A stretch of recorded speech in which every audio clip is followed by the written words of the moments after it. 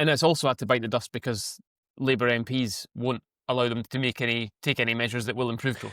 The I mean, this attitude is of Labour MPs is intriguing. it is extraordinary. It is a group of infants. And, frankly, I get to the point where I think they actually deserve everything they get. The problem is, of course, this is a budget for Labour MPs.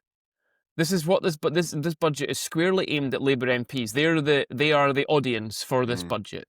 400 people inside the chamber, not the 60 million people outside it. I mean, I suppose at budgets, economics always plays second fiddle to politics at budgets. I suppose that's just one of those things. And this is not a budget for the economy. I think that's absolutely clear. When you start mucking about with these relatively marginal taxes, trying to raise money, you end up having massive unintended consequences, and they tend actually to raise less money overall.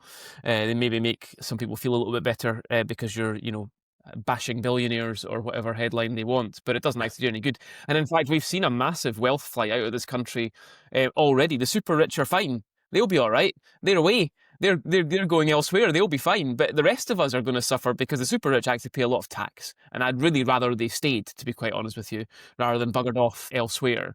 And this budget won't help any of that. I mean, ultimately, this is a budget that puts tax up, and a budget that puts welfare up. And that's exactly what the country doesn't need. And here, I think, is the really interesting thing, and this is where the argument about Labour MPs comes in.